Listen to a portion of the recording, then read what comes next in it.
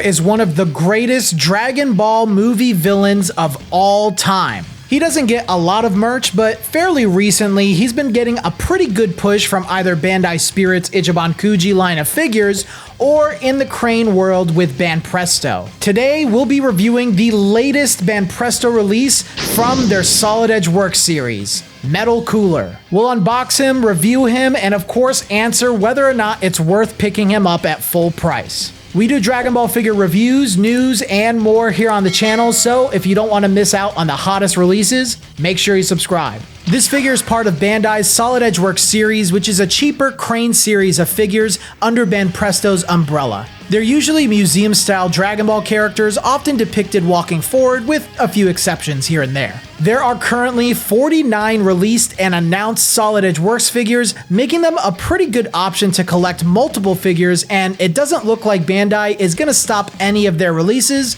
anytime soon. The boxes for Solid Edge Works figures are all pretty much identical. The front of the box shows Cooler in front of the series logo and various logos for the manufacturer. Both sides of Cooler's box has him walking forward with a silhouette behind him of himself and the series logo. The back of the box shows Cooler at an alternate angle, and the top of the box has the figure and series name along with a Toei animation sticker, which is the figure's sticker of authenticity. Opening up the box, you'll find Cooler protected by a cardboard casing and the figure wrapped in a plastic bag and bubble wrap. He comes completely whole with no supports or accessories. If you need to further authenticate him, then right here is his Bandai stamp. Earlier this year, we received a first form Cooler that looked great, but had an unfortunate balancing issue. If you do want to check out that review, I'll put a link down in the description below so you guys can watch it after this one. I had a lot of hesitations in buying this follow-up Metal Cooler just because of that fact. I saw photos of this release, which also looked like he had a balancing issue, but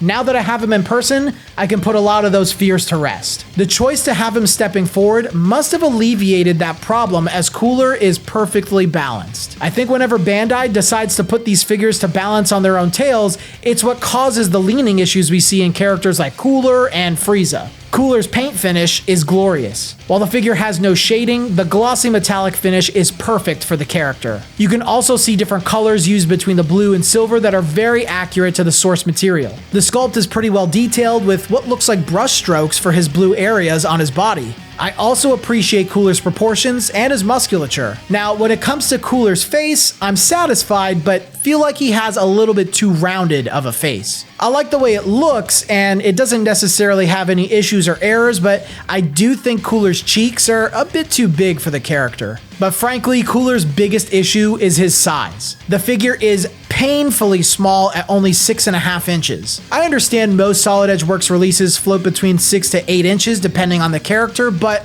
I was surprised with just how small this figure was out of the box. Maybe it's been a while since I've seen the Solid Edge Works Cooler, but this one feels a lot smaller than the last one.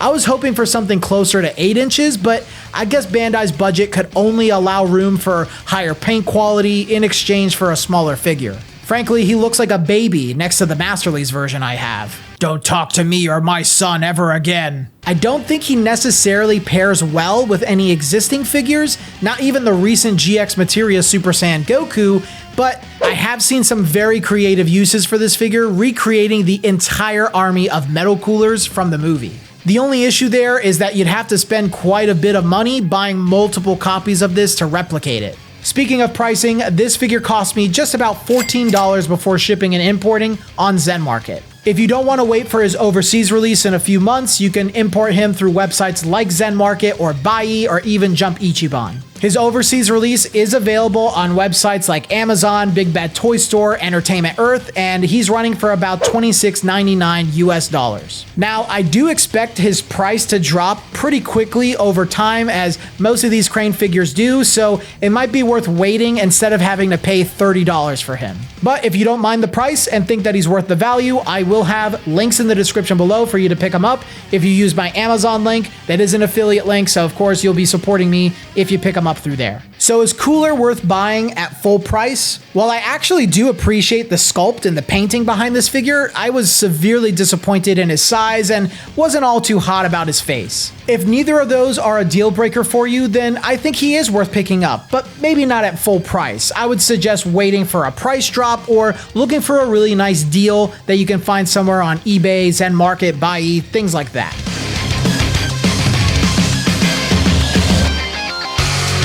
But those are my thoughts, guys. Thank you so much for watching yet another Dragon Ball figure review video. I don't know why I paused for dramatic effect there. I guess I just wanted to.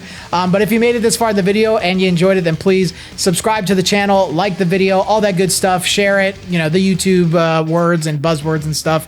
Of course, if you do want to join our community, we have a Discord link in the description below. You can jump on in. It's free to join. We have a Ichiban Kuji price tracker in there. We do buy, sell, trade. We play games. We do loads of questions, shows off our collections and stuff. So make sure you jump on in. It's a good time in there. And if you do want to support the channel even further beyond what you normally do, we do have a YouTube membership. That way you get to see videos like this early. You'll get featured here in the credits. Well, I thank you, of course. And, you know, whatever you decide to do, your generosity is appreciated. I know I say that and it sounds like a big line, but it really is true. Your generosity is appreciated. But if you don't want to commit, you can leave a tip right here on this video with a super thanks, whatever you want to do. It's appreciated. I'm repeating myself now. But yeah, I think that's all I got for you guys today. So until the next video, I'll see you all later.